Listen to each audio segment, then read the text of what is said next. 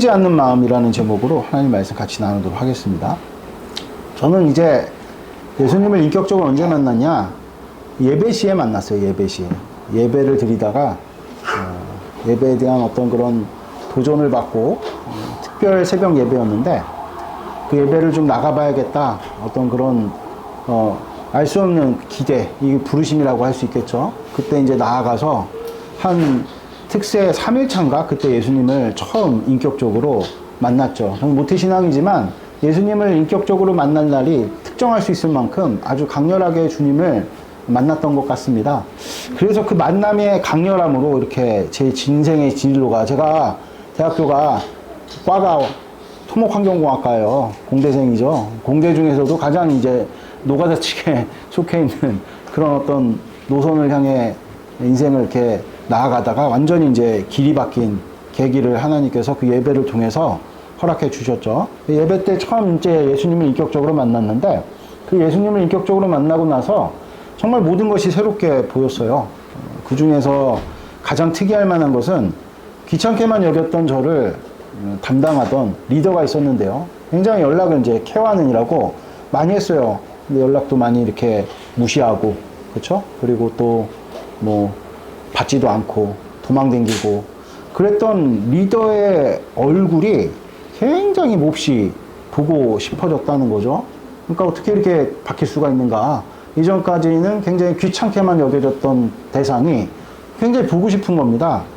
그리고 제가 받은 은혜를 나누고 싶었고 무엇보다 이제 어떻게 살아야 할지를 듣고 싶었던 것 같아요. 내가 이렇게 지금 마음 가운데 뭐가 이렇게 쑥 들어온 것 같은데 내가 이렇게 뭔가 시각이 완전히, 세상을 바라보는 시각이 완전히 바뀐 것 같은데 도대체 이제는 어떻게 살아야 되느냐, 나를 좀 지도 편달해달라, 이런 말을 좀 듣고 싶었던 것 같습니다. 그래서 보고 싶었던 것 같아요. 그런데 이제 이 리더는 참 그 교회에서 훈련을 좀 많이 받아서 이미 그 소망에 관한 이유에 대한 답변이 준비된 리더였어요. 그래서 저에게 그런 어떤 의문을 가지고 그 리더를 만나갖고 질문하는 저에게 아주 정답을 제시를 한 거죠. 어떤 정답을 제시를 했느냐? 선교를 가자. 선교를 가자. 선교를 가는 것이 네가 첫 번째 해야 될 일이다. 이렇게 이제 제안을 한 거죠. 그래서 그 제안에 대해서 저는 아주 격하게 반응을 하여서 난생 처음 선교를 떠나게 됐는데 통영 선교였던 것 같습니다. 그것이 제 인생에 있어서 첫 신앙의 발걸음이었던 것 같습니다. 선교는 그간의 상가는 너무나도 이질적인 것이었죠. 이전에 나의 삶이라는 것은 어디 가서 봉사 한번 해본 적 없는 아주 개인주의적이고 이기적인 어떤 삶이었다. 나 중심의 삶이었다. 이렇게 보면은 틀리지 않았던 것 같습니다. 이전에도 뭐 교회 생활을 하긴 했지만 그게 나에게 유익이 된다고 판단했을 때 뭐 참여를 했지, 누군가를 돕고 또 누군가를 섬기기 위해서 어떤 참여하지는 않았거든요. 그러니까 너무나도 이질적인 것이죠. 선교는 처음부터 끝까지 우리가 생각하는데 삼일교회 출신들 많이 있겠지만 가면 뭐 먹는 것들 입는 것들 제대로 챙겨주지 않잖아요. 온전한 헌신 때문에 그렇습니다. 자비량으로 모든 것들, 그렇죠? 뭐 거기에 비행기 싹도 그렇고 뭐 여러 가지로 자비량을 내 가지고 가는 철저하게 헌신된 삶, 철저하게 이타적인 삶, 이게 아마 선교의 삶이 아니겠느냐. 짧은 기간이었지만 그 선교라는 그 감당하는 시간들은 이전과의 삶과는 너무나도 이질적인 것이었죠. 그러나 그것이 어색하고 힘들기보다 매 순간이 기쁨과 환희로 새롭게 되는 삶에 수를 놓는 것 같았어요. 뭔가 내 삶이 새롭게 조립이 되는 것 같다, 새롭게 시작되는 것 같다, 이런 참 설레임과 기쁨이 있었죠. 오늘 이제 우리가 살필 본문을 좀 봤으면 좋겠는데요. 모세가 백성들을 재판하는 장면입니다. 그것이 아침부터 저녁까지 그칠 줄을 몰랐다고 합니다. 그렇죠? 그러니까 길게 줄이 늘어떨어진 겁니다. 많은 백성들이 모세의 어떤 그런 재판을 받으려고 이렇게 수많은 인파가 몰린 거죠. 그들이 왜 그토록 그러면은 모세에게 삶에 대한 판결을 얻으려 했을까?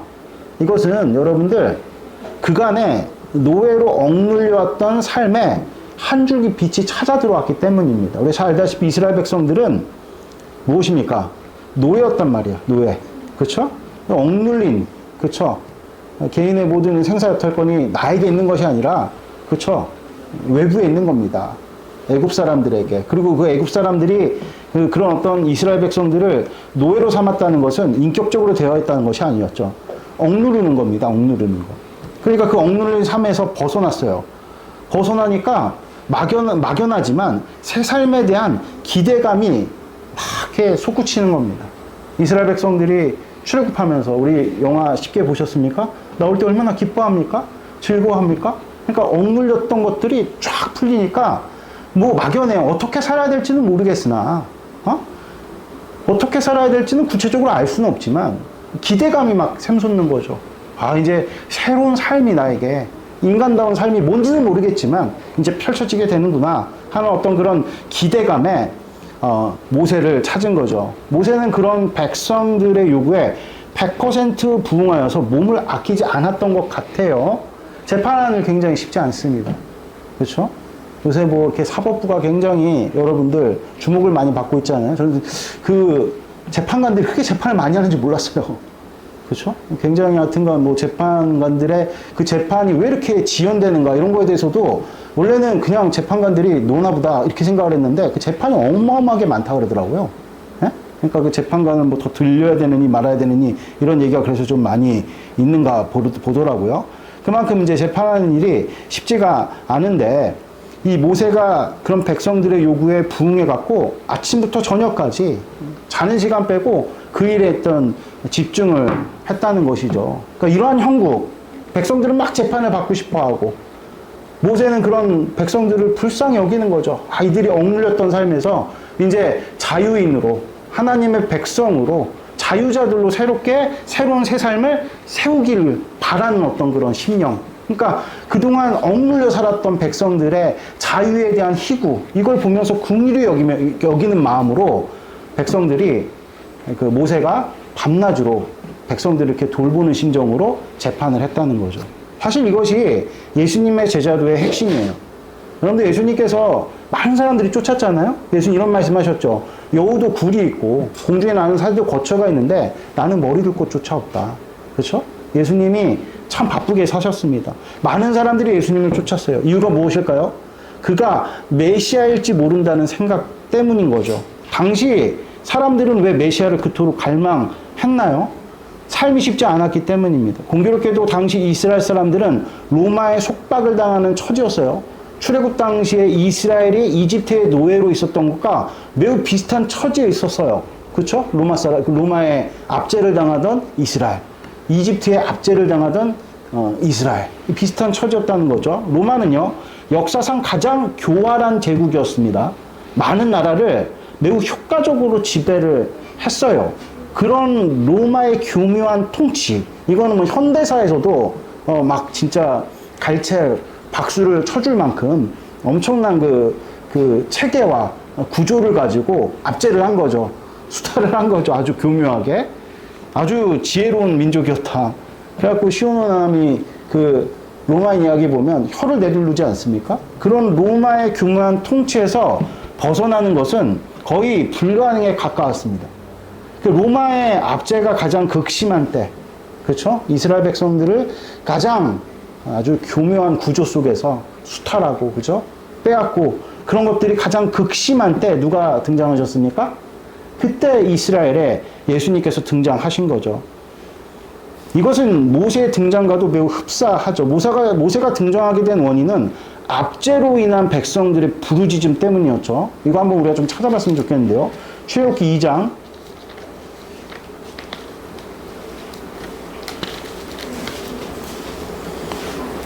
23절에서 25절입니다. 같이 읽었으면 좋겠습니다. 2장 23절 25절 같이 읽겠습니다. 시작. 여러 해 후에 애굽 왕은 죽었고 이스라엘 자손은 고된 노동으로 말미암아 탄식하며 부르짖으니 그 고된 노동으로 말미암아 부르짖는 소리가 하나님께 상달된지라. 하나님이 그들의 고통의 소리를 들으시고 하나님이 아브라함과 이삭과 야곱에게 세운 그의 언약을 기억하사 하나님이 이스라엘 자손을 돌보셨고 하나님이 그들을 기억하셨더라. 아멘. 그러니까 모세가 등장하게 된 원인은 이집트의 압제로 인한 백성들의 부르짖음 때문이죠.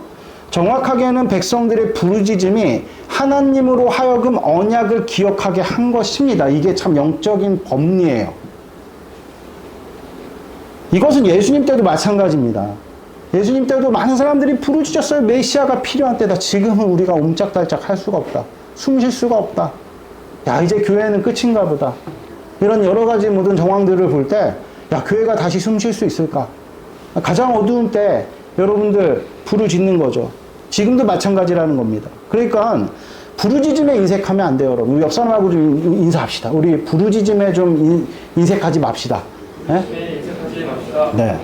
여러분들, 어린아이와 같이 환난을 만났을 때 우리는 부르짖어야 하는 겁니다. 그것이 자녀의 영성을 가진 자들의 최고의 특권이죠. 그럴 때 하나님과 우리 사이에 언약이 발동하는 겁니다. 이것에 대해서 좀 더 이렇게 자세하게 얘기하면 좋겠는데 오늘 설교의 주제가 아니기 때문에 다음번에 말씀을 드리는데 여러 차례 말씀드렸기 때문에 어느 정도는 이해가 있으실 겁니다. 부르짖을 때 여러분들 자녀가 부르짖으면요 부모는요 자동적으로 반응하게 돼 있습니다. 자녀가 아무리 괴팍하고 난폭해도 부르짖으면은 그냥 끝인 거예요. 뭐 요새 금쪽이에 관한 무슨 뭐 프로들이 굉장히 많이 있잖아요. 그렇잖아요. 아, 애를 왜 저런 식으로 기르느냐. 자녀를 안 낳아봤으면서 그런 얘기 하지 마세요. 잘 키우는 게 쉬운 일이 아닙니다. 부모는요, 일단 자녀가 부르짖으면은 그냥 무장해제가 돼요. 아십니까, 여러분들? 그것을 이제 우리가 훈육의 단계로 넘어갈 때는 굉장한 인내와 백업이 필요한 거예요. 아세요, 여러분들? 힘듭니다. 양육은 쉽지가 않아요. 자칫 잘못하면 그냥 금쪽이들이 되는 겁니다. 그만큼 부모의 마음은 자녀의 부르짖음에 약한 것이 하나님의 형상을 닮았기 때문에 그래요. 그러니까 하나님도 그러하시다는 겁니다. 그러니까 하나님께서 우리 삶 가운데 개입하시도록, 자동 개입이에요, 자동 개입. 자동 개입하시도록 하는 방법. 그것을 주님께서 우리에게 설치를 해주셨는데 그게 무엇이냐면 부르짖음입니다, 부르짖음. 부르짖으시는 여러분 되시길 축복드립니다. 아멘. 메시아의 역할은 다음과 같아요. 우리 누가복음 4장 16절에서 21절 말씀입니다.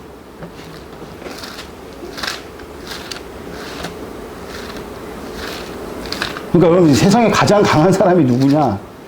그러니까 진짜 교회 안에서 우리가 이렇게 지내다 보면 부르짖는 자를 감당할 자가 없어요. 근데 그걸 우리는 되게 수치스러운 것으로 여기죠. 엘리 제사장이 한나가 부르짖으니까 술 취했다 그러잖아요. 영적으로 완전히 맛이 간 겁니다. 그러니까 성경의 역사를 보고 교계의 역사를 보면 부르짖는 자를 당해낼 자가 없다. 이 사실을 여러분들 분명히 마음에 새기시는 복된 축복이 있길 바랍니다. 우리 16절에서 21절 같이 읽도록 하겠습니다. 읽겠습니다. 시작. 예수께서 그 자라나신 곳 나사렛에 이르사 안식일들 하시는 대로 회당에 들어가서 성경을 읽으려고 서심해 선지자가 이사야의 글을 드리거늘 책을 펴서 이렇게 기록된 데를 찾으시니 곧 주의 성령이 내게 임하셨으니 이는 가난한 자에게 복음을 전하게 하시려고 내게 기름을 부으시고 나를 보내사 포로된 자에게 자유를 눈먼 자에게 다시 보게 함을 전파하며 눌린 자를 자유롭게 하고 주의 은혜를 전파하게 하려 하심이라 하였더라.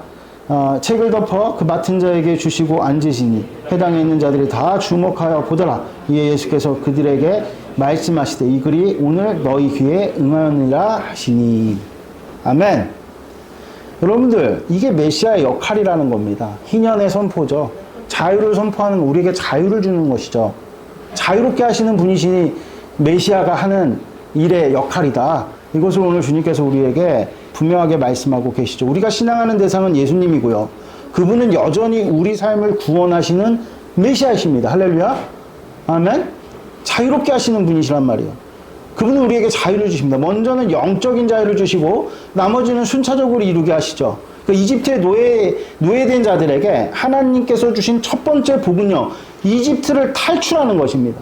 그리고 과정을 거쳐서 가나안에 입성하는 것이 이스라엘을 향한 하나님의 계획이죠. 이것은 여러분들 예수님 때도 지금도 마찬가지라는 거예요. 예수님을 믿는 믿음에 가장 먼저 우리에게 주어지는 것은 죄로 말미암은 속박으로부터의 자유입니다.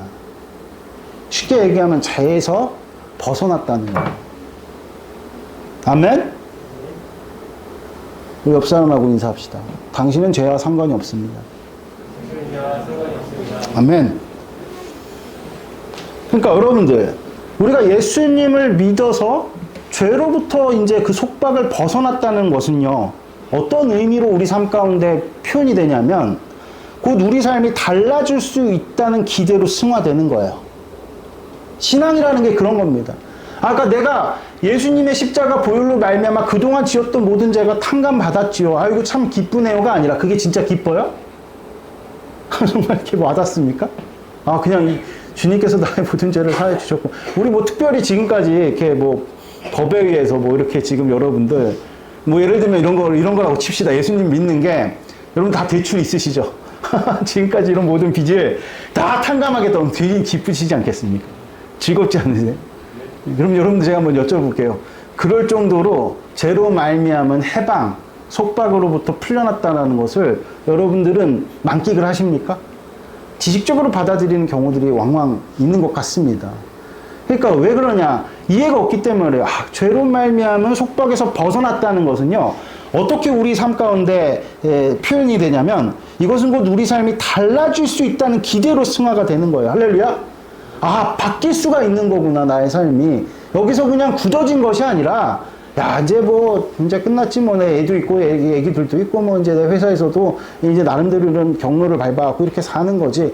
우리가 생각하고 우리가 경험하고 판단하는 모든 것들이 전부라고 생각할 때 인생은 좌절스러운 거예요. 아시겠습니까? 나름대로 돈도 있고 자식들도 다 크고 그랬는데 행복하냐? 이렇게 질문을 드리면 나 행복해, 만족해 이렇게 답하는 사람들이 그렇게 많지 않은 것 같습니다. 왜 그런지 아십니까? 이제 변화될 수 없다고 생각하기 때문에 그래요. 여러분들 잘 생각해 보세요. 부부관계도 마찬가지인데 이제 부부관계 이제 볼장 다 봤지.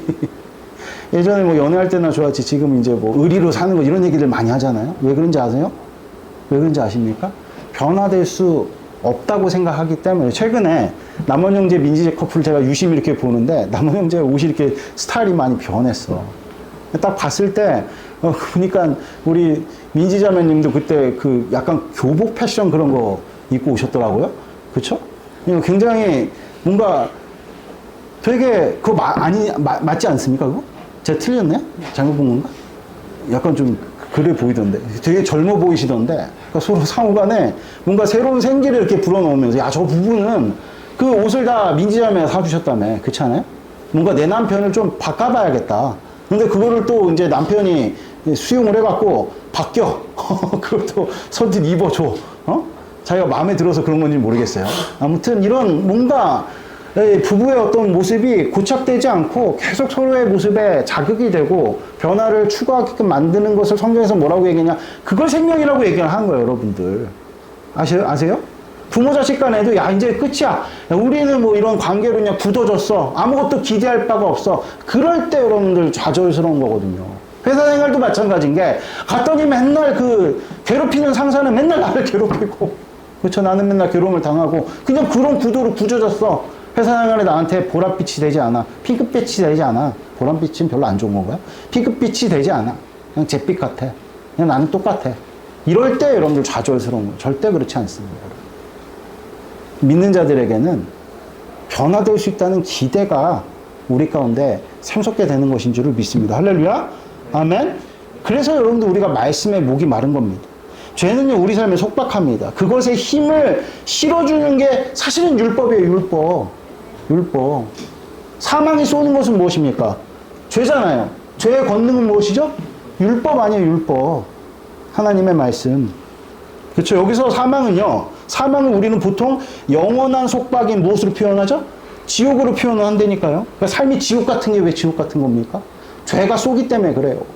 근데 그것의 근거가 되는 게 뭐예요? 율법이라니까요. 그러니까 우리가 율법으로 말미암아 예수 그리스도께서 십자가에서 보혈을 흘리셔서 우리를 죄로부터 구원하시고 그 속박으로부터 자유를 주신 일이 얼마나 대단한 일인가. 우리에게는 이제 사망이 죄를 쏠 수가 없는 겁니다. 할렐루야. 아멘. 그게 무슨 뜻이냐? 쉽게 표현하면 이제 나의 삶은 끝이구나. 야, 나는 이제 뭐 학생 같은 경우 내가 등급이 이 정도니까 이런 인생을 살겠구나.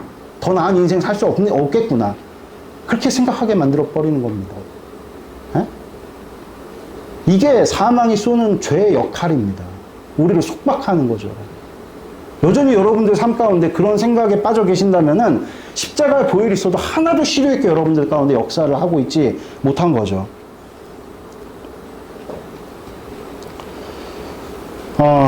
그러니까 지옥이 쏘는 것은 죄고 그 죄로 인해서 우리는 변화될 수 없다는 좌절을 경험하는 거죠. 다시 말해서 세상이 짜놓은 판에서 말로로 타는 것이 전부인 양 사는 거예요. 회사에 딱 가면 역시 열심히 일해봐야 돈 많이 버는 건 그냥 상사들이랑 하는 일들이지. 처음에는 의욕 갖고 막 열심히 합니다. 뭐 이렇게 직책도 부여되고 승진도 시켜주고 월급도 좀 올려주고 열심히 막 일을 해요. 근데 나중에 좀 시간 지나도 보니까 이 짜놓은 판에 말밖에 안 되는 거야. 뭐 수익이라든지 이런 건 다 그냥 회사에 들어가 버리고 허무해지는 거죠. 그게 여러분들 그러면 그 회장님들은 그 사장님들은 막 그렇게 해서 막 행복을 구가하면서 즐거워하면서 그렇게 살까요? 절대 그렇지 않다니까요. 어느 정도 인생에 익숙해지면 뻔한 거예요. 솔로몬이 이야기했잖아요. 짜놓은 판이 있는 거야. 틀이 있는 거야. 틀을 벗어날 수가 없다니까요. 변화될 수 없구나. 그냥 이게 전부구나. 이게 끝이구나. 그러니까 자꾸만 이제 타락하는 거거든요. 삐딱선을 타는 거거든요, 인생이. 절대 그렇지 않습니다. 성경은요, 우리에게 예수 그리스도 십자가 보혈이 너희들에게 자유를 주었다고 우리에게 선언을 하고 있습니다. 할렐루야, 아멘? 우리 삶은 변화될 수가 있습니다. 아멘? 부부관계도 변화될 수 있고 부모 자식 간에도 변화될 수 있고요. 또 한 가지 지체들 간에도 우리가 어느 정도 시간을 딱 보내면 목사님 하면 답이 딱 나오잖아요. 변화 안 되지. 우리 성도들 계속 저러겠지. 이렇게 고착된 마음. 우리는 이제 어느 정도 딱 선이 정해지면 더 이상 넘어갈 수도 넘어올 수도 없는 그런 고착된 관계를 우리는 고루하게 여기는 거예요, 여러분들. 친밀하다는 게요, 경계를 넘나든다는 얘기거든요. 교류가 있다는 얘기거든요. 그게 생명이죠. 그런데 우리가 어떠한 대상에 대해서 그냥 저 사람은 저래. 그게 부부관계든 인간관계의 모든 관계 속에서 이 사람은 그냥 이런 사람이야 해서 그냥 편견과 고정관념으로 굳어져 버리면 그 관계에는 이제 생명력을 잃게 되는 거죠. 정말 그렇게 생각하십니까? 우리가 구원 받았습니까, 여러분? 김현웅 목사는 정말 이 모습 이대로 여러분들에게 계속 쭉 변화되지 않고 그냥 고착되어 있는 그런 어떤 모습일까요? 반면에 여러분들 성도들도 똑같을까요? 말씀이 그렇게 우리를 가만히 내버려 둘까요? 절대 그렇지 않다는 거죠. 할렐루야? 우리 변화될 수 있습니다. 아멘? 할렐루야? 하나님의 약속의 말씀은 날선 검과 같아서 우리의 골수를 쪼개 찔러 그 중심에 있는 생각까지 다 드러낼 정도로 우리를 완벽하게 변화시키신다고 성경은 우리에게 말씀하고 있는 것이죠. 아멘? 그러니까 우리가 세상이 짜놓은 판때기에서 말노릇한다. 이것이 전무인 양 살 때 열심히 살지만 그만한 성취를 누리지 못하는 거죠. 그런 삶의 구도에 지쳐서 자꾸만 뭐가 꺾이냐면 마음이 꺾이는 거예요. 몰라. 너무 힘들어. 인생. 뭘 더 생각해. 뭘 변화될 수 있어. 그냥 이대로 그냥 조금 여기에서 고통만 하감됐으면 좋겠어. 이 정도로 그냥 타협하고 살려고 하는 겁니다. 기대 없는 삶을 그냥 수용해 버리는 거죠. 뭐 영적으로 예전에 뜨거웠지 뭐 지금 뭐 대단한 변화가 있겠어? 그러면서 우리 신앙의 침체가 오고 신앙의 성숙과 성장은 멈춰버리고, 그러면 단도직입적으로 얘기를 할 때 그렇게 살면 천국 못 가요. 성경이 그렇게 얘기하고 있습니다. 아무리 많은 신앙의 이력이 있고 또한 신학적인 지식과 말씀에 대한 풍부한 해안을 가지고 있어도 기대가 없다면, 즉 소망이 없다면 천국의 문턱을 결코 넘을 수 없습니다. 천국은 그곳을 침노하는 자들이 들어가는 것입니다. 할렐루야? 아멘. 이거 제가 말씀드린 게 아니라 예수님 하신 말씀, 마태복음 11장 12절에. 이것은 구체적으로 삶에서 변화에 대한 기대를 의미하는 거예요. 천국을 침노하는 자, 적극적인 자, 그쵸? 열정 가진 자, 이런 자들이 가는 거다. 전제가 뭡니까? 기대가 있는 거죠. 소망이 있는 거죠. 누구에 대해서? 예수님에 대해서, 내 신앙에 대해서, 나의 삶에 대해서. 그런 자들이 여러분, 옆 사람 한번 좀 얼굴 봅시다. 당신 소망 있으십니까? 그래 한번 옆 사람 얼굴 봅시다. 뭔가 여러분들 소망이 있어야, 부부관계도요, 소망이 있어야지 뭐 투닥거리면서 싸우고 뭐 난리를 쳐도 소망이 있잖아요. 상대 대상에 대해서. 우리 남편 그래 소망이 있다. 우리 아내 그래 소망이 있다. 그래야 여러분들 뜨거운 거예요. 단념해버리면요, 그 부부관계는 유지가 돼도 죽은 관계죠. 그렇지 않겠습니까, 여러분들? 모든 것이 그렇죠. 여러분들 목사에 대해서 기대가 있습니까? 저는 성도들에 대해 기대가 있을까요? 이 남은 형제 저에 대해서 기대가 있어요? 저는 남은 형제에 대해서 기대가 있습니다. 기대가 살아있는 한 그 관계는 살아있는 겁니다. 할렐루야? 아멘? 제자 훈련 좀 합시다. 아멘? 기대가 죽으면은 끝인 거예요, 여러분들. 우리가 기대가 왜 죽었을까? 한번 생각을 해보세요. 그러면 여러분들, 사람 때문에 그렇다고. 절대 그렇지 않아요. 사람이 행하는 일들은 핑계에 지나지 않고 영적으로 하나님에 대해서 우리가 실망했기 때문에 그래요. 근데 하나님 우리가 실망할 분이십니까? 그것은 결과적으로 나 자신에 대한 실망입니다. 나를 바라봐서 그래요. 하나님 바라보신 여러분 되시길 축복드립니다. 그런 전능하신 하나님이십니다. 아멘? 이것을 여러분들 분명하게 마음에 새기시는 복된 축복이 있기를 바랍니다. 그래서 이 기대가 중요한데, 기대가 우리가 천국을 침노하는 자, 이것은 구체적으로는 삶에서 변화를 기대하는 것을 의미하는데, 이것은 단순히 이 땅에서의 나은 삶에 대한 기대가 아니죠. 물이 포도주가 되듯이 완전히 속성 자체가 바뀌는 삶에 대한 기대인 거죠. 제가 앞서 간증으로 설교를 열었던 것처럼 예수님을 예배 가운데 만났는데 속성 자체가 변한 겁니다. 내가 생각하고 내가 판단할 때는 더 이상 나로서는 뭔가 새롭게 변화될 일이 없거든요. 그냥 짜여진 틀에 말노릇하면서 사는 게 나 인생의 전부인데 판때기가 바뀐 거예요, 완전히 인생이. 아멘? 그런 어떤 우리 마음 가운데 속성이 완전히 바뀌어버린 하나님 백성으로서 이 땅 가운데 눈에 보이는 것이 전부가 아니에요. 여러분 왜 하나님께 눈에 안 보이는지 아세요? 이게 메시지인 겁니다. 눈에 보이는 것이 전부가 아니라는 겁니다. 아멘? 근데 우리가 생각하는 한계는 다 눈으로 보고 내가 예측하고 판단하는 것에 묶여 있는 거잖아요. 눈에 보이지 않은 하나님께서 우리와 함께 계심으로 제3의 길이 열려있다는 사실을 여러분들이 분명하게 마음 가운데 새기시는 복된 축복이길 바랍니다. 아멘? 그래갖고 이디오피아 내시가 사도행전 8장 40절에 보니까 빌립으로부터 안수를 받았던 이 사람이 정말 흥겨하며 기뻐하며 그 길을 갔다 그러거든요. 그런 기쁨이 예수님을 만나 여러분들의 삶 가운데 소망으로 넘쳐나시기를 주 예수 그리스도 이름으로 축복드립니다. 아멘. 여러분 출애굽 백성들은 노예였고 해방되었어요. 문제는 그들은 노예된 삶에서 벗어나 살아본 적이 없다는 거죠. 다시 말해서 자유인으로서의 모델이 마땅치 않았다는 겁니다. 그러므로 하나님의 말씀을 대언하는 모세에게 집중하는 것은 어쩌면 당연한 일이죠. 왜냐하면 그들을 억압에서 해방시킨 것은 하나님이시기 때문입니다. 할렐루야. 아멘. 그러면 당연히 하나님 말씀에 그들에게 주어진 새 삶에 방안이 있는 것입니다. 그러므로 하나님께서는 모세에게 율법을 주셨죠. 이 율법은 죄의 권능으로서 주어진 율법이 아닌 거예요. 그러니까 뭐냐? 이 율법은 하나님 백성으로서의 면모를 갖추기 위한, 다시 말해 새로운 삶을 구축하는 청사진과 같은 거죠. 이게 여러분들이 교회에서 배우는 이유입니다. 할렐루야. 말씀을 배우는 이유인 거예요. 이 말씀은 우리를 무겁게 하는 것이 아니라, 우리를 지적하고 정죄하는 것이 아니라 삶의 기대에 대한 그 기대에 부응하여서 하나님께서 새로운 삶을 구축하시고자 주시는 방법론인 거예요. 그런 시각으로 말씀 봐야 됩니다. 할렐루야. 아멘. 이것을 여러분들이 분명하게 마음에 새기시는 복된 축복이 있기를 바랍니다.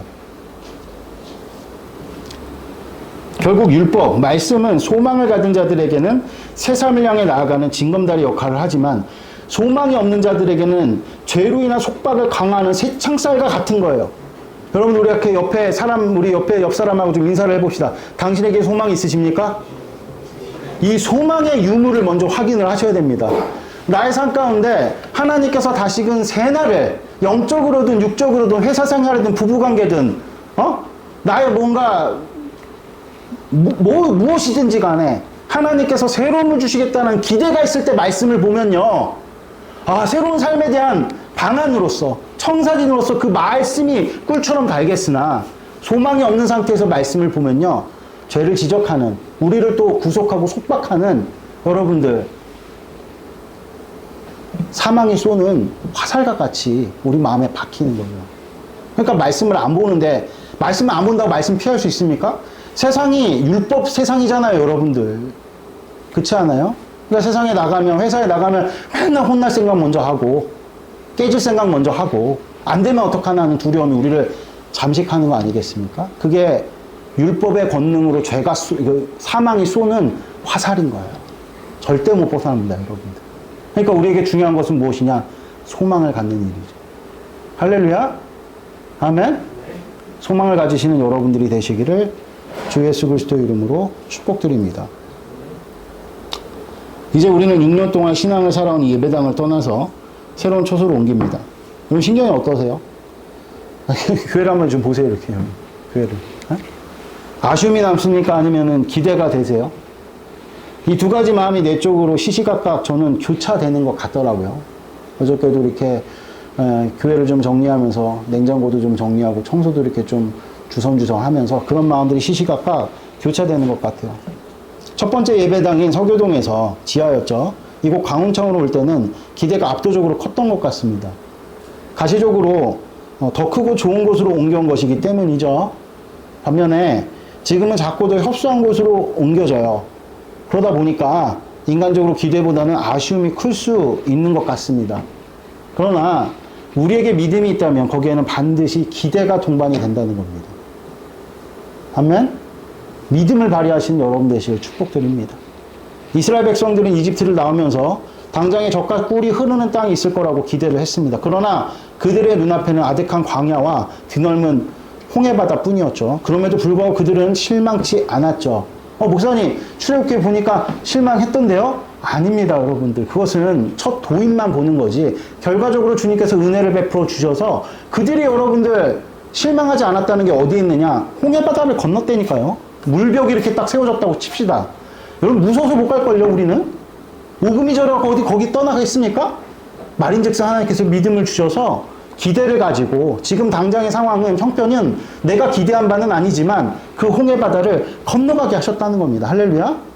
그러니까 여러분들 우리가 뭐를 봐야 돼? 끝을 봐야 돼. 끝을 봐야 돼. 이스라엘 백성들 실망했어요? 안 했어요? 실망했어요? 안 했어요? 실망 안 했습니다, 여러분들. 우리도 실망 안 합니다. 아멘? 우리가 이렇게 잣짐으로 맨날 보면 좌절스러운 것 같고 맨날 원망하는 것 같고 우리가 투정 부리는 것 같지만 하나님 믿음 주셔서 결과적으로 넘어가게 하셔서 그러니까 우리가 성도를 딱 볼 때 판단하면 돼요? 안 돼요? 아, 저 사람은 진짜 왜 저래? 맨날 저렇게 이렇게 불평만 얘기해? 이런 식으로 단정 내려서는 안 된다는 거예요. 여러분들 제일 바보 같은 짓이 뭐냐면 부부싸움에 끼어드는 일이죠. 한쪽 편 들다가 나중에 두 사람이 화해버리면요 완전히 왕따 되는 거예요. 오히려 그 부부에게 더 혼쭐 나는 거죠. 그래서 안 끼어들거든요. 근데 우리가 성도를 판단하는 게 그 부부관계에 끼어드는 것과 같다고요. 우리의 신랑이 누구십니까? 하나님이시잖아요. 하나님이 우리의 신랑이신데 지금 신부된 우리가 하나님께 막 불평을 했다가 거기 끼어들어서 막 동조하고 하나님 왜 그러시냐고. 근데 나중에 화해버려. 나중에 완전히 그냥 바보 되는 거죠. 그러니까 사도 바울이 지혜 있게 판단하지 말아라. 우리는 실망치 않습니다. 아멘? 우리는 판단치 않습니다. 우리는 원망치 않습니다. 옆 사람을 인사합시다. 우리는 실망치 않습니다. 우리는 좌절하지 않습니다. 우리는 불평하지 않습니다. 이게 우리의 신앙의 결국입니다. 할렐루야. 아멘. 어쨌든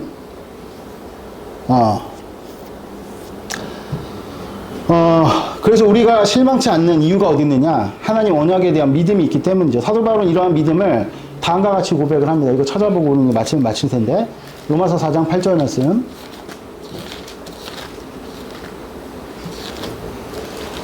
4장 18절입니다.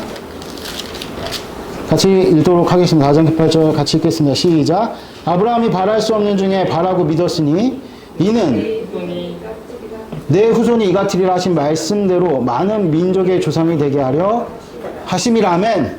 여러분들 아브라함이 무자했을 때에도 주님께서 너는 열국의 아비가 될 거야 라고 말씀하시니 믿었다 그러죠.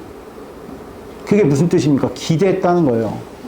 바랄 수 없는 중에 바랬다는 거죠. 이게 믿음입니다. 즉 꺾고자 하나 꺾이지 않는 마음이 바로 우리가 가진 믿음인 것입니다. 할렐루야. 하나님께서는 우리를 교회로 불러주셨습니다. 그러므로 우리는 뭐가 되죠? 당연히 교회가 될 것입니다. 할렐루야. 아멘. 말씀에 이제 결론을 맺는데 교회는 온갖 상황에서도 꺾이지 않는 소망과 또 다른 소망이 만나서 서로 소망을 비춰주는 거울집과 같은 거예요. 아멘. 꺾이지 않는 소망을 가진 자가 또 꺾이지 않는 소망을 가진 자로 서로를 비춰주는 그 소망을 비춰주는 거울집과 같다는 겁니다. 꺾이지 않는 마음, 그 소망이 없이 우리는 하나님께서 계획하신 복된 길을 걸을 수도 볼 수도 없어요. 사랑하는 성도 여러분, 다시 한번 믿음을 발휘하시는 여러분 되시길 축복드립니다. 할렐루야. 그러므로 우리의 다음 페이지는 더욱더 아름다울 것입니다. 아멘. 이것이 우리를 향한 하나님 아버지 한결같은 마음이자 변함없는 계획인 거죠. 아멘. 이스라엘 백성들이 실패했어도 하나님은 실패하지 않으셨습니다. 반드시 가나안 땅에 들어가셨단 말이에요. 성전이 한번 무너졌어도 제2성전을 지으시고, 하나님께서 그 제2성전마저 무너졌을 때에도, 그러니까 인간적 소망이 다 무너졌을 때에도 예수 그리스도로 말미암아 이제 보이지 않는 불성벽을 우리 가운데 두시니 하나님은 절대로 꺾이지 않으신다. 그분이 우리에게 믿음으로 계신다는 사실을 분명하게 마음 가운데 새기시는 복된 축복이 있기를 바랍니다. 아멘. 그런 맥락에서 새로운 예배당에 입당하면 바로 이 소망이라는 주제로 특별 새벽 예배를 빠른 시일 내에 진행을 하도록 하겠습니다. 그래서 우리가 특세 그 새로운 예배당에 가서 제일 먼저 할 사역은 말씀 선포입니다. 특세를 우리가 가장 먼저 된 사역으로, 그 이전에 아웃리치는 있지만 그거는 미리 계획된 거여서 그거 갔다 오고 나서 우리가 특세를 진행을 하도록 하겠습니다. 기도하겠습니다. 하나님 감사합니다. 우리에게는 바랄 수 없는 중에 바라는 꺾이지 않는 마음이 있습니다. 그것을 성경은 우리에게 소망이라고 이야기를 합니다. 주여, 그 소망에 관한 이유를 이제는 누군가 물을 때 준비하라 주님께서 말씀하셨던 것과 같이 이제 우리가 새로운 예배당에 가서 소망을 주제로 특세를 진행하려고 합니다. 우리의 마음 가운데 하나님께서 주셨던 믿음, 꺾이지 않는 마음, 그 소망이 다시 한번 회복되어지고 샘솟아 아버지 안에서 정말 모세의 몰려드는 인파 가운데 말씀을 들으려고 하는 열의와 말씀을 전하고자 하는 그 열의가 만나 폭발적으로 하나님의 그 놀랍고도 복된 역사가 이 다음 페이지에서 전개되어질 수 있도록 축복을 더하여 주시옵소서. 감사합니다. 부활의 주님 되신 예수님의 이름으로 기도드렸습니다. 아멘.